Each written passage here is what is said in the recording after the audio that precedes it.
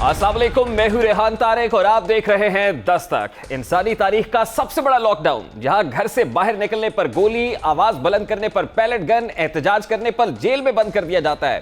कारोबार बंद है, नकलो हरकत महदूद है, तालीमी इदारों में जाने पर पाबंदी है, नमाज और दीगर मजहबी इबादत करने की भी इजाजत नहीं है। इंसानी तारीख के इस लॉकडाउन के 732 दिन बीत चुके हैं। 732 रोज, 450 अफराद को शहीद किया जा चुका है। इन शहदा में 11 खवातीन और 16 बच्चे भी शामिल हैं। इस दास्ताने गमो अलम के दौरान 2049 अफराद को जख्मी, 115 खवातीन का रेप, 15,000 नौजवान बुजुर्ग खवातीन मुख्तलिफ जेलों में बंद हैं। जबकि इन 2 बरस के दौरान 10,000 से ज्यादा अफराद पैलेट गन्स का निशाना बना। ये दास्तान है मकबूजा वादी जम्मू कश्मीर की, जहां हर रोज एक नई कयामत सुगरा बर्पा होती है।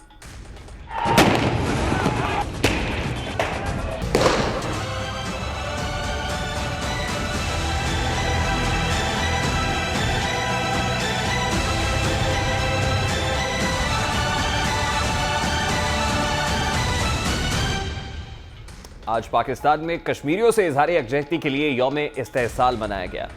लेकिन यौम इस्तेहसाल मनाने के लिए इस्लामाबाद में बैठे पॉलिसी साजों ने एक नया अंदाज इख्तियार किया।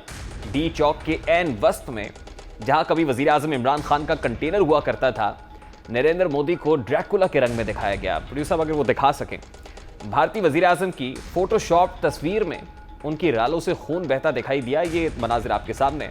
साथ ही इस तस्वीर में लिखा गया कि मोदी अमन का दुश्मन है, अगर आप इससे मुत्तफिक हैं तो हॉर्न बजाएं।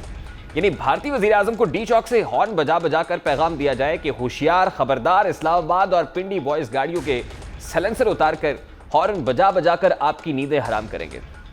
इस बैनर का नरेंद्र मोदी पर तो कोई असर नहीं हुआ होगा।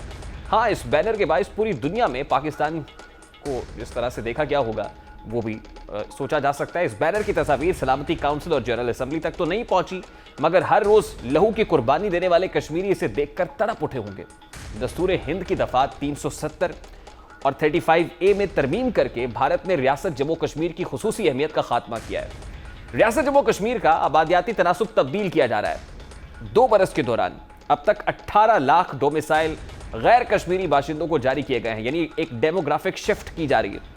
भारत की जानिब से इस कदर बड़ी तादाद में डोमिसाइल सर्टिफिकेट जारी होने के बाद मुसलमानों की आबादी 60% से भी कम हो गई है। जबकि जम्मू डिवीजन में हिंदुओं का तनासुब 70% से जायद हो चुका है। इन हालात में अगर अक़वाम मुत्तहिदा की सलामती काउंसिल की करारदादों पर अमल दरामद होता है तो आबादियाती तनासुब तब्दील होने के बायस पाकिस्तान के लिए शदीद नुकसानदेह होगा। एक कानूनी पहलू यह भी है कि अक़वाम मुत्तहिदा की करारदादों के मुताबिक राय शुमारी में वही अपनी राय दे सकेगा जिसके पास रियासत के पुश्ती बाशिंदा होने का सर्टिफिकेट होगा, जो वहां पर मौजूद होगा। जब बाशिंदगी कानून को खत्म किया गया तो डोमिसाइल वाले वोट देने के मजाज होंगे। ये ताहाल सवालिया निशान है। भारत इस वक्त मकबूजा कश्मीर में गैर आईनी इकदाम कर रहा है, लेकिन सवाल यह है कि हमने कश्मीर के लिए क्या किया। 2 मिनट की खामोशी से सफर का आगाज की तरफ था, यह खामोशी भी मांद पड़ गई, गहरे सुकूत में बदल गई। उस वक्त क्या हुआ, ऐलानात क्या हुए, जरा एक झलक आपके सामने रखता है। सारों से हम अप्रोच कर रहे हैं, यूनाइटेड नेशन सिक्योरिटी काउंसिल, हम एम्बेसडर्स को अप्रोच करें, हमारे फॉरेन ऑफिस से उनको मीटिंग की है, हमने जो मेन हेड्स है उनसे बात करें। आज मजीद और करूंगा। कौन सी चीज है जो मैंने नहीं की जो ये कह रहे हैं क्या मैं हमला कर दूं हिंदुस्तान पे? ये वजीर आजम इमरान खान कह रहे हैं कि क्या करें, क्या वो हमला कर दें? ऑपोजिशन से सवाल कर रहे थे, इस्तफसार कर रहे थे कि फिर ऑपोजिशन बताए कि इमरान खान को क्या करना चाहिए। वजीर आजम इमरान खान ने सलामती काउंसिल के इजलास में, आज़ाद कश्मीर असम्बली में, कौमी असम्बली में, अलगर्ज हर जगह कश्मीरियों की हक़ खुदरादियत के लिए अपना मौक़िफ़ बयान किया है। लेकिन ऑपोजिशन की जानिब से उन्हें हमेशा तनकीद का सामना रहा है। इलेक्शन के अंदर मोदी के जीतने की दुआएं मांगी थी। नरेंद्र मोदी, मैंने कोशिश की थी कश्मीर का मसला हल करें डायलॉग के जरिए। मैं फिर से आपको कह रहा हूं कि और कोई दूसरा रास्ता नहीं है। हमारी खारजा पॉलिसी क्या है? 2 मिनट की खामोशी। कहां है तुम्हारी खारजा पॉलिसी?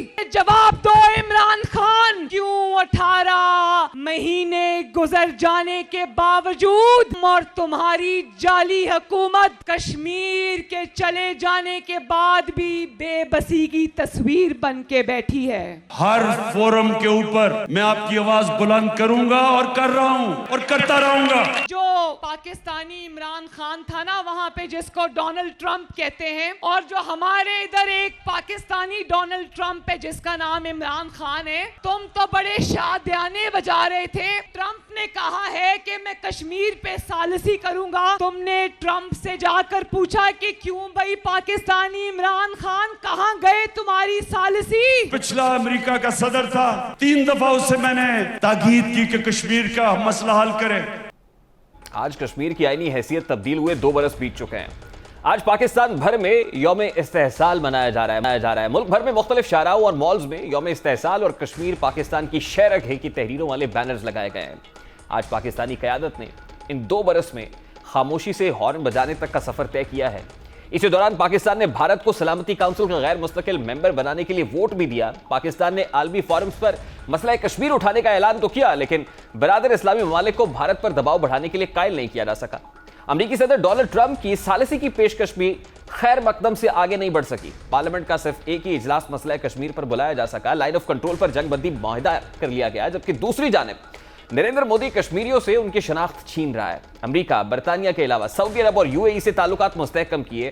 FATF के फोरम को पाकिस्तान के खिलाफ इस्तेमाल किया। इंसानी हुकूक की बदतरीन खिलाफ वर्जियों के बावजूद आलमी बरादरी को अपना हमनवा बनाया। पाकिस्तान की खामोश पसंदी के मामले पर बात करेंगे। इस वक्त वज़ीर आज़म के मुआविन खुसूसी पाकिस्तान तहरीक इंसाफ के रहनुमा मलिक आमिर डोगर साहब ने भी ज्वाइन किया है। अस्सलाम वालेकुम डोगर साहब, बहुत बहुत शुक्रिया आपके वक्त के लिए। डोगर साहब, सबसे पहले तो ये फरमाइएगा, आज 5 अगस्त यौम इस्तेहसाल के तौर पर मनाया जा रहा है। आज हमने वॉक करने से लेकर रुकने तक, खामोशी इख्तियार करने से हॉर्न बजाने तक का सफर तय किया है। ऑन लाइटर नोट, आज तो हमने मोदी को ड्रैकुला के रंग में पेश करके उसके सामने हॉर्न भी बजाए हैं। अगर हॉर्न बजाने से मोदी को शिकस्त होती तो शायद भारत में मोदी जीत ना पाता।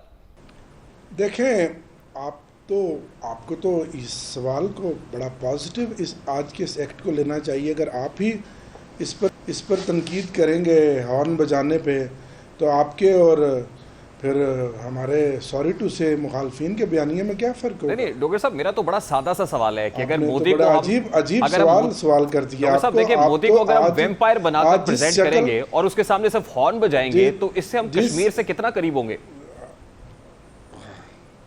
जिस शक्ल में भी एहतजाज है, मजम्मत है, वो हॉर्न है, 1 मिनट की खामोशी है, रैली है, वॉक है, मोदी के पुतले जलाए जा रहे हैं, उनके उन जालमाना इक़दामात की मजम्मत की जा रही है जो आज 5 अगस्त को उसने किया, जो सेकुलर इंडिया का चेहरा उसने दागदार किया, UN की करारदादों की खिलाफ वर्जी की और मुतालबा है कि उसको ब्लैक लिस्ट किया जाए। तो ये एहतजाज के तौर तरीके ही हैं ना। एक एक एक एक एक एक जिसको कहते हैं कि एक मजम्मत होती है, UN की तरफ को भी कहा जाता है, फॉरेन ऑफिस भी करता है, इंटरनेशनली और नेशनली मीडिया भी। बात ये ना कि गुज़श्ता 72-73 बरस से मजम्मत तो बहुत कर रहे हैं, लेकिन कहने वाले कहते हैं कि हमें मुरम्मत की जरूरत है, कि अगर मुरम्मत होगी तो काम चलेगा। मजम्मतें तो हमने बहुत सारी की हैं sir over the last period of time sir. तो फिर मुरम्मत ये है कि जो इमरान खान दुनिया के हर फोरम पे मोदी की कर रहा, वो UN की असम्बली हो या दुनिया का कोई भी फोरम हो या नेशनल असम्बली का फोरम हो, जितना मुकदमा कश्मीरियों का 2 टोक अल्फाज में हिंदुस्तान के ख़िलाफ़ इमरान खान खड़ा हुआ है। माजी के तो आपके हुक्मरान मोदी के यार थे, उनके कारोबारी रवाबत थे। वो तो जब हिंदुस्तान में गए और हमारा सफारत खाना उनसे पूछता ही रह गया कि सर हुर्रियत रहनुमा इंतज़ार में है, बताएं आप कब मिलेंगे, उन्होंने मिलने से इनकार कर दिया। और मोदी उन्हीं की बच्ची की शादी में भी आया था। डॉक्टर साहब वही मोदी के यार आपके बकौल ज़्यादा खैर खातिर नहीं, डॉक्टर साहब आपके बकौल वही मोदी के यार जो है वो कहते हैं कि इमरान खान हुकूमत ने असल में कश्मीर मोदी की झोली में डाल दिया है, कश्मीर को गिरवी रख दिया है और ऑलमोस्ट इंडिया ने तो उसको एनेक्स कर लिया है अपने साथ। कहाँ गिरवी में इमरान खान ने डाला है? इमरान खान ने एग्रीमेंट किया है या इमरान खान ने तो आर्टिकल 370 और कश्मीर में क्या 35 रिवोक हुआ है सर। तो वो रिवोक हुआ है तो वो किसने किया रिवोक? मोदी हुकूमत इमरान खान ने करवाया। तो फिर मोदी हुकूमत ने किया, तो वो एक इंडिपेंडेंट हुकूमत है पाकिस्तान। आप सवाल कैसा कर रहे हैं? मेरी तो देखिए समझ से डॉक्टर बाहर है। साहब, डॉक्टर साहब बात ये है कि इमरान खान ने पार्लियामेंट ने ना ना ना, आप उनकी तनकीद नहीं कर रहे, आप उनकी जुबान बोल रहे हैं। मैं तो उसका काउंटर आर्गुमेंट लेने की कोशिश कर रहा हूं कि मुखालिफिन जो कुछ कह रहे हैं उसको कैसे काउंटर करेंगे। काउंटर आर्गुमेंट है कि देखें, या इमरान खान को हिंदुस्तान का वज़ीर आज़म तो नहीं है ना भाई कि उसने उसकी झोली में डाल दिया। तो उसकी एक हिंदुआना सोच है, जो उसकी RSS की सोच है, वो उसकी अक्कासी है जो कुछ उसने किया है। तो इसमें इमरान खान का कहां से? सब देखिए, I want you to let my viewers know, रियासत है आज 732 रोज बीत चुके हैं सर। 5 अगस्त के गैर आईनी और गैर कानूनी इकदाम को 732 रोज हो गए हैं इन दिनों में, क्योंकि इमरान खान साहब ने खुद को कश्मीर का वकील भी कहा। हम कश्मीर से कितना करीब हुए हैं डोगर साहब?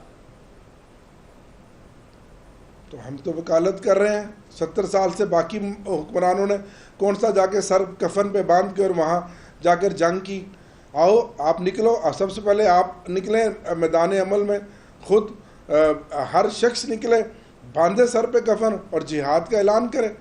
क्या आप गुफ्तगू भाई डॉक्टर साहब क्या करें? मतलब ये कौन निकले और कौन जाके जिहाद करे? सर पे कफन बांधने का मशवरा किसको दे रहा है? एक तरफ अफगानिस्तान की आपको दे रहा हूं। नहीं देखिए, सरबकफ तो कश्मीरी हैं सर, कश्मीरी तो ऑलरेडी सरबकफ हैं, वो तो वहां पर अपनी जानों के नजराने पेश कर रहे हैं, बहुत सारे लोगों ने अपना खून दिया है। हम तो जिस फोरम से मैक्सिमम जो जहां तक हम जा सकते हैं, हम तो उनकी हमायत कर रहे हैं। हमारी हुकूमत कर रही है, कौम कर रही है। आज भी पूरी कौम ने एक शीशा पिलाई दीवार की शक्ल में उनके साथ इजहार अकीदत किया है, उनको मजम्मत किया, योम इस्तेहसाल मनाया। अब और इसके अलावा डॉक्टर साहब, this is something very appreciable, ये बहुत अच्छी बात है, ये काबिल सताइश है, लेकिन Kashmiris are looking at you, और वो इसलिए देख रहे हैं जब इमरान खान साहब एक प्रिंसिपल पोजीशन लेते हैं कि जब तक मोदी हुकूमत 5 अगस्त के इकदाम को रिवर्स नहीं करेगी हम उनके साथ नहीं बैठेंगे। This is something very appreciable, बिल्कुल ठीक है, ये उसूली मौक़िफ़ है हमारा। लेकिन 5 अगस्त के इकदाम के रिवर्सल के लिए हमने क्या किया, मैं सिर्फ ये जानना चाह रहा हूं। अभी ताशकंद में मुंह तोड़ के जवाब दिया जो हिंदुस्तान का सहाफ़ी था, जो प्री प्लान्ड एक सवाल कर रहा था, उसको अभी मुंह तोड़ के जी बिल्कुल हमने वो भी अपने प्रोग्राम में उठाया और हमने उसको अप्रिशिएट किया। लेकिन मैं तो ये कह रहा हूं कि मोदी सरकार 1 इंच भी पीछे हटने को तैयार नहीं है ना सर। मुसलमानों का, फ़लस्तीन हो या कश्मीर हो, सिर्फ इमरान खान लड़ सकता है। इसके अलावा अगर आपका पास कोई सोल्यूशन है आप पेश कर दें। मैं वज़ीर आज़म का मावन खुसूसी हूँ, पॉलिटिकल अफेयर का ईमानदारी से मैं खान साहब देखिए ये तो सूरज को चिराग दिखाने के मुतरादिफ होगा। डॉक्टर साहब सोल्यूशन दे, आपके पास थिंक टैंक है, पॉलिसी मेकर्स है, मैं तो सिर्फ ये जानने की कोशिश कर रहा हूं कि 5 अगस्त के एग्जाम के रिवर्सल के लिए राय अपनी देना। सर मैं तो ये कह रहा हूं कि मोदी हुकूमत 1 इंच भी पीछे नहीं हटी अभी तक। इस मामले को इंटरनेशनलाइज करने की जरूरत है, इंटरनेशनल फोरम पे उठाने की जरूरत है। आगे क्या करना चाहिए आप? जी मैं आपके गोश गुजार करता हूं सर कि जो शिमला मुआहिदा है जा रहा है, जो शिमला मुआहिदा सर वो कहां पर स्टैंड करता है? शिमला पैक्ट हमारा इंडिया के साथ हुआ था, ये शिमला पैक्ट की सरियन खिलाफ वर्जी है। इसको अक़वाम मुत्तहिदा के फोरम पर उठाने की जरूरत है और फिर मोदी सरकार को याद कराने की जरूरत है कि that stands no more sir. मतलब उसके तहत जो कुछ हुआ ये गैर आईनी, गैर कानूनी है। इसका रिवर्सल तभी होगा जब हम इसको इंटरनेशनल फोरम के ऊपर उठाएंगे, वो वागे दोहल उठाएंगे और सिर्फ 5 अगस्त को नहीं उठाएंगे बल्कि हर वक्त कश्मीरियों को याद रखेंगे। बिल्कुल हर वक्त याद है, हर फोरम पे, दुनिया के हर फोरम पे वजारत ख़ारजा शाह महमूद साहब की शक्ल में हो या वज़ीर आज़म इमरान खान या वफाकी काबीना या कश्मीर की कमेटी या आज़ाद कश्मीर की हमारी हुकूमत। कल जो हमारे वज़ीर आज़म क़य्यूम साहब बने उन्होंने भी पहली बात यही की, उन्होंने भी अपने कश्मीरी मकबूजा कश्मीर के भाइयों के साथ, उन हुर्रियत पसंदों के साथ इज़हार यकजहती किया और ये फोरम पूरी दुनिया का पाकिस्तान इस्तेमाल कर रहा है। बदकिस्मती से पिछली हुकूमत ने इस मामले को सर्द खाने की नज़र कर दिया था और पहली बार इमरान खान साहब ने बहुत सालों के बाद इस मामले को ज़िंदा किया, उजागर किया। यही वजह है कि मोदी की आंख में इमरान खान साहब हर वक्त खटकते हैं, उसकी जो बीजेपी की हुकूमत है और जो अच्छा डॉक्टर साहब, आज़ाद कश्मीर में वज़ारत उज़्मा के हवाले से आपने बात की। राह में आज़ाद कश्मीर इंतखाबात से पहले इमरान खान साहब ने रेफरेंडम का ऐलान किया और फिर आपके जो ओपोनेंट्स हैं वो कश्मीर के प्रोविजनल स्टेटस से मुतालिक भी आप पर इल्ज़ाम आयद करते रहे, कश्मीर सूबा बनाने से मुतालिक भी बात होती रही।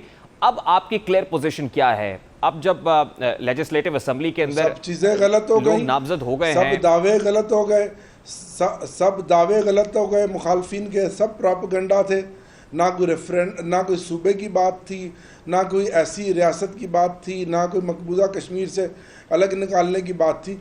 जो आज आइनी तौर पर आज़ाद कश्मीर की हैसियत है और जो लेजिस्लेटिव असेंबली नई बनी है वही हैसियत उनकी बरकरार रहेगी।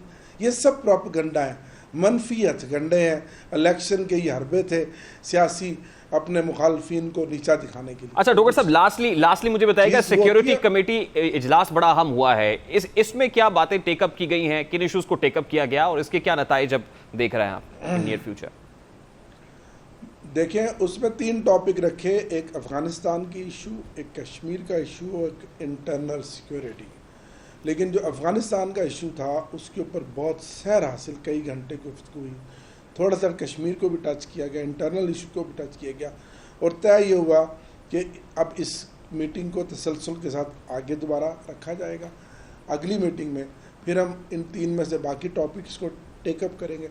ओवरऑल जो पाकिस्तान की पूरी सियासी क़यादत, वो तमाम लीडरान जो मुख्तलिफ़ जमातों की नुमाइंदगी नेशनल असम्बली में करते हैं, उन्होंने एक अच्छे माहौल में, और मैं अप्रिशिएट करूँगा अस्करी क़यादत को जिन्होंने बड़े फ़राख दिली से, बहुत सारे तल्ख सवाल भी थे, बहुत सारे सवाल वो जिसको कहते हैं मुश्किल भी थे, लेकिन उन्होंने हर सवाल का खंदा पेशानी से जवाब। डॉक्टर साहब बहुत बहुत शुक्रिया आपके वक्त के लिए। मुझे ब्रेक लेनी है सर, कोई एक शॉर्ट ब्रेक लेते हैं, ब्रेक के बाद वापस आएंगे, बात करेंगे कि क्या पाकिस्तान अफगान महाजरीन के लिए अपनी सरहद खोलेगा। जहां कश्मीर का मामला है वही वेस्टर्न बॉर्डर के ऊपर एक टेंशन बढ़ी हुई है। बात करेंगे इस ब्रेक के बाद, हमारे साथ रहिएगा।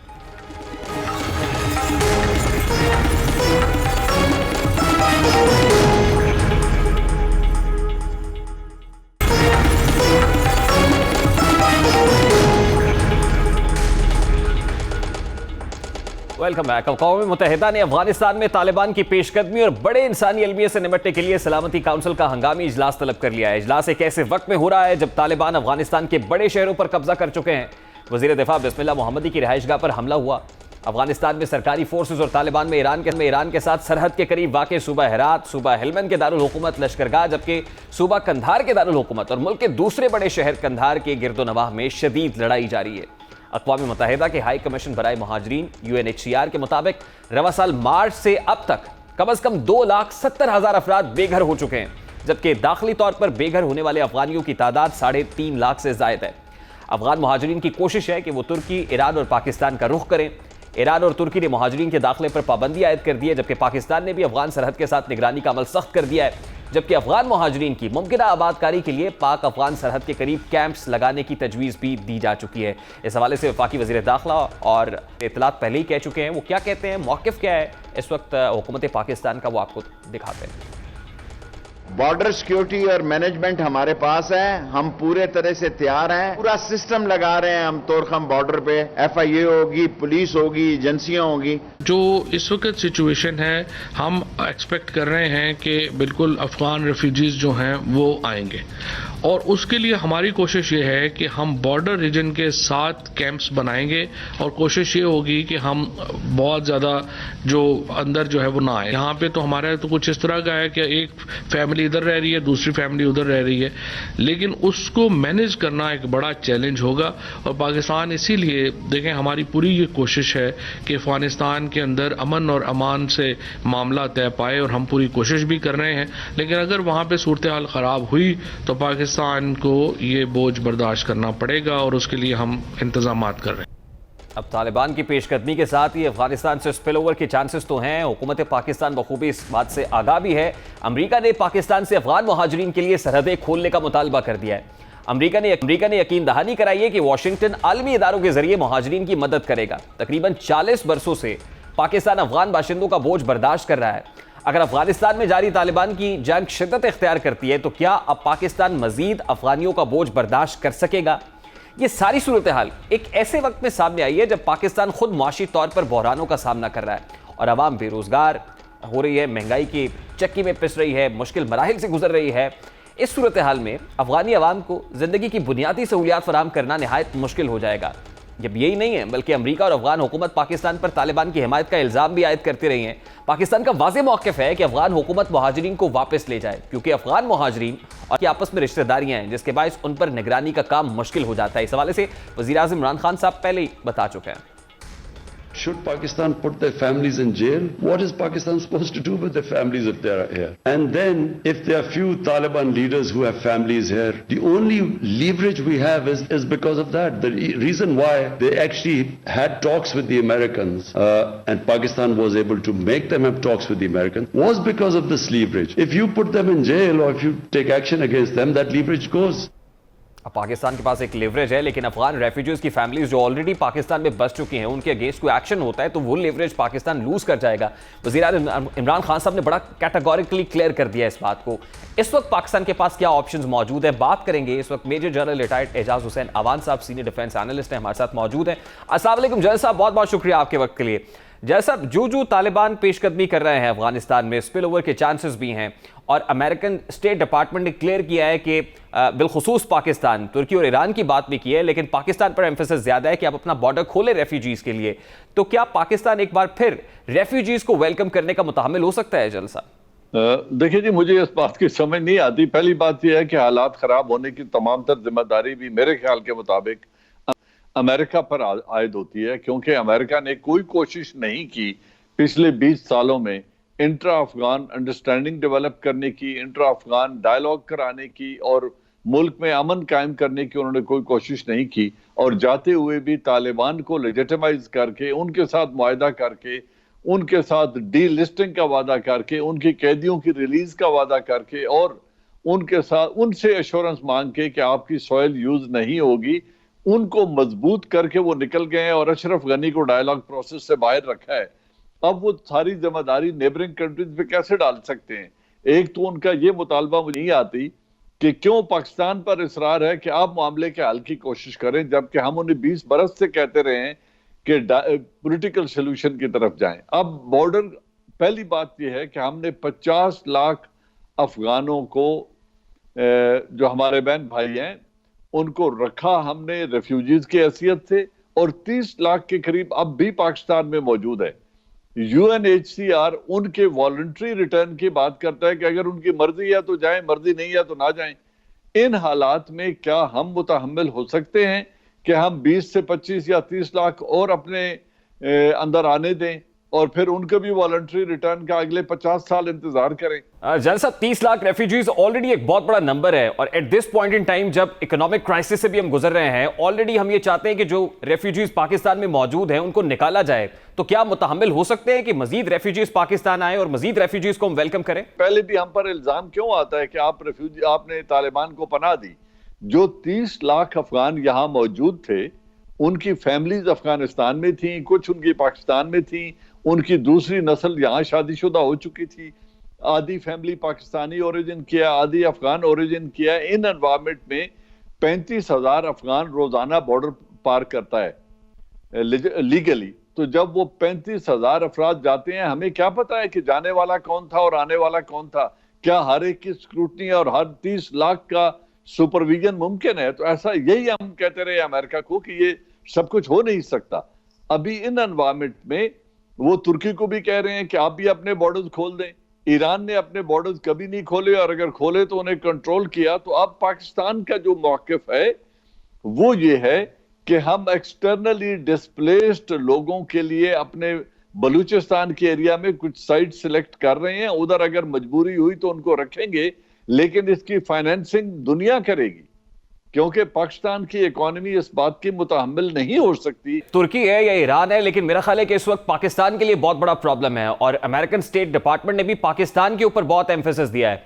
तो ऐसे में दोनों, भारत भी और अफगानिस्तान, वो अक़वाम मुत्तहिदा की सलामती काउंसिल से रुजू कर रहे हैं, इजलास बुलाने का मुतालबा किया जा रहा है, वो किस मुद्दे को अक़वाम मुत्तहिदा के प्लेटफॉर्म पर उठाना चाहते हैं? पाकिस्तान तो ऑलरेडी बहुत सफर कर रहा है, हमने जंग के अंदर कुर्बानियां भी दी हैं, अमेरिका का साथ भी दिया, और इस वक्त भी इंडिया और अफगानिस्तान दोनों अक़वाम मुत्तहिदा पहुंच रहे हैं।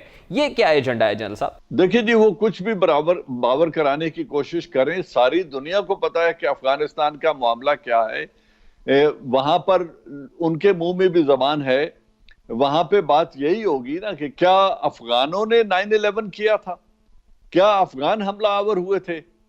और क्या 20 बरस जो आपने अफगानिस्तान में 2 लाख अफगानों का उनको शहीद किया, कत्ल कर दिया, तो उसकी जिम्मेदारी किस पर आयद होती है? उसके जो तबाही हुई उसकी रिकंस्ट्रक्शन कौन करेगा?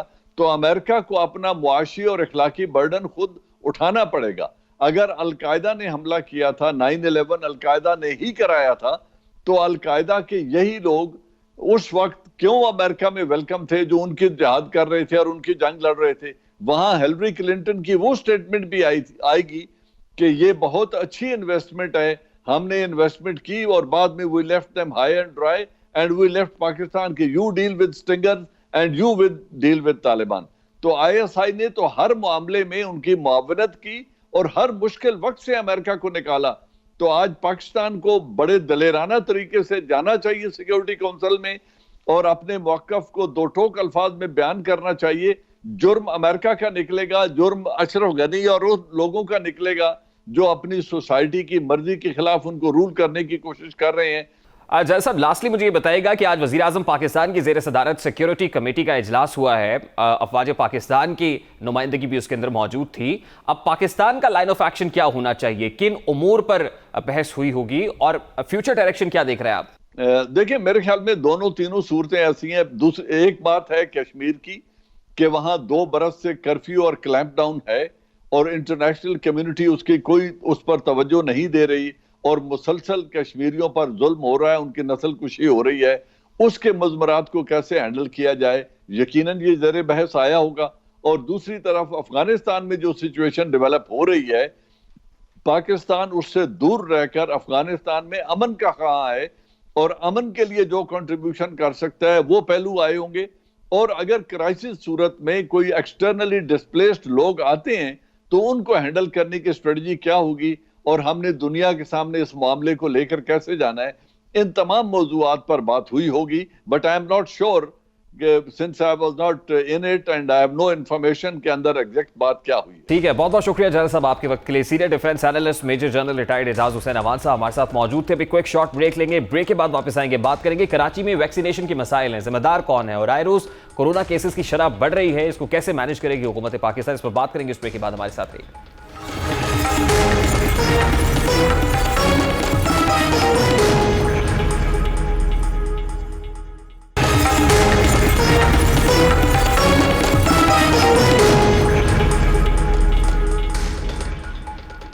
Welcome back. मुल्क भर में हर नया दिन कोरोना की चौथी लहर की शिद्दत का ऐलान करता है। इस वक्त मुल्क भर में कोरोना मस्बत आने की शरह 9% से तजावुज कर चुकी है, जबकि सिंध और आज़ाद कश्मीर में यह शरह डबल फिगर्स में दाखिल हो चुकी है।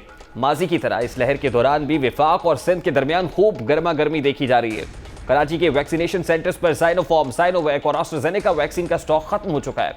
एक्सपो सेंटर, ओजा अस्पताल, चिल्ड्रन हॉस्पिटल में वैक्सीन नायाब है। न्यू कराची, लियाकताबाद और लियारी समेत शहर के मुख्तलिफ इलाकों में शहरियों की लंबी लंबी कतारें लगी हुई हैं। सूबाई हुकूमत की जानिब से 12 मोबाइल यूनिट्स चलाने में मुख्तलिफ मकामात पर नए वैक्सीनेशन सेंटर्स के क़याम के दावों के बावजूद वैक्सीन का नायाब होना सूबाई हुकूमत की कारकर्दगी पर सवालिया निशान भी उठाने से फवाद चौधरी ने क्या कहा है, जरा उसकी एक झलक आपके सामने रखता है। तनकीर नहीं करना चाहते सिंध हुकूमत के ऊपर, लेकिन आप देखिए कि जो कराची है, हैदराबाद है, वो वैक्सीनेशन में भी सबसे पीछे हैं और इसलिए सबसे ज़्यादा मसला जो है वो वहाँ पर है। और इसीलिए जो सिंध हुकूमत है उसको कि वो अपने मामलात के ऊपर नज़र डाले और अपने गिरबान में झांके और अपनी गवर्नेंस को कुछ इम्प्रूव करने की कोशिश करे। दूसरी जानिब सिंध हुकूमत के मुताबिक इस बदनज़मी और ताखीर के जिम्मेदार भी वफाकी हुकूमत है। कराची की आवाम से जो आपने वादा किया था 162 अरब रुपए का और बाद में 1100 अरब रुपए का, उसके हवाले से बताइए कि कब वो तमाम चीज़ें होने जा रही, क्योंकि अभी तक जो आप इफ्तिताह कर रहे हैं वो तो माजी की हुकूमतों के स्टार्ट किए हुए मंसूबों का कर रहे हैं और अगले भी कुछ दिन में जो इफ्तिताह करेंगे वो भी वही इफ्तिताह होंगे जो कि माजी की हुकूमतों ने स्टार्ट किया। वैक्सीनेशन के अमल को यकीनी बनाने के लिए हम सिंध भर में और वैक्सीनेशन सेंटर्स खोल रहे हैं ताकि एक आम आदमी को वैक्सीन लगवाने में कोई दिक्कत महसूस ना हो। अब वफाक और सिंध की लड़ाई में सूबे के अवाम नुकसान उठा रहे हैं। अगर सिंध हुकूमत के इकदामात बेहतरीन हैं तो इन पर तनकीद की बजाय वफाक को उनका साथ देना चाहिए, जबकि सिंध की भी जिम्मेदारी है कि वो NCOC के फैसलों और गाइडलाइंस पर चलते हुए इस वबा से छुटकारा हासिल करे। लेकिन एक और अहम मामला भी है और वो अहम मामला ये है कि सिंध हुकूमत जब से कोरोना केसेस पाकिस्तान में आए हैं, जब पहला केस कोरोना में आया कराची में रिपोर्ट हुआ, तो उस वक्त सिंध हुकूमत ने सबसे पहले प्रीएम्प्टिव मेजर्स किए, सबसे पहले लॉकडाउन का ऐलान किया और उस वक्त अप्रिशिएबल भी थे वज़ीर आला सिंध के इक़दामात। मुराद अली शाह साहब को काफ़ी सताइश भी हासिल हुई। अब मामला ये है कि लाहौर के अंदर भी लॉकडाउन का ऐलान हो रहा है, स्मार्ट लॉकडाउन हो रहा है, बहुत सारे इलाके सील किए गए हैं। कल जो सिंध हुकूमत कर रही थी, जिस पर वफाकी हुकूमत तनकीद कर रही थी, आज जब वफाक के ज़ेरे इंतज़ाम सूबों के अंदर वही कुछ हो रहा है, तो क्या ये लम्हा फ़िक्रिया नहीं है? क्या ये बेजा तनकीद नहीं है कि जब सिंध हुकूमत लॉकडाउन करती है तो वो बैड लॉकडाउन होता है, जब पंजाब हुकूमत लॉकडाउन करती है तो वो गुड लॉकडाउन होता है? यानी हम गुड और बैड लॉकडाउन्स के अंदर फंसे हुए हैं, सिर्फ सियासी बयानियों के अंदर फंसे हुए हैं कि अगर वफाकी हुकूमत कुछ करेगी तो वो काबिल सताइश होगा, उस पर रावी चैन ही चैन लिखेगा, उस पर किसी को कोई प्रॉब्लम नहीं होगा। लेकिन सिंध हुकूमत, क्योंकि सिंध में पाकिस्तान पीपल्स पार्टी की हुकूमत है, इसलिए उसको तनकीद का निशाना बनाना वफाकी हुकूमत, उसके वज़रा का अवलीन फरीज़ा है। दूसरी जमात की तरफ से भी इसका काउंटर आर्गूमेंट, काउंटर नैरेटिव पेश किया जाता है, लेकिन लम्हा फ़िक्रिया है कि इस तरह के मामलात पर एक नेशनल कंसेंसस होना चाहिए और कौमी इत्तफाक राय से हमें आगे बढ़ना चाहिए। ये तो था आज का 10 तक। आपसे मुलाकात होगी इंशाअल्लाह कल। अपना रखिएगा ख्याल। अल्लाह हाफ़िज़।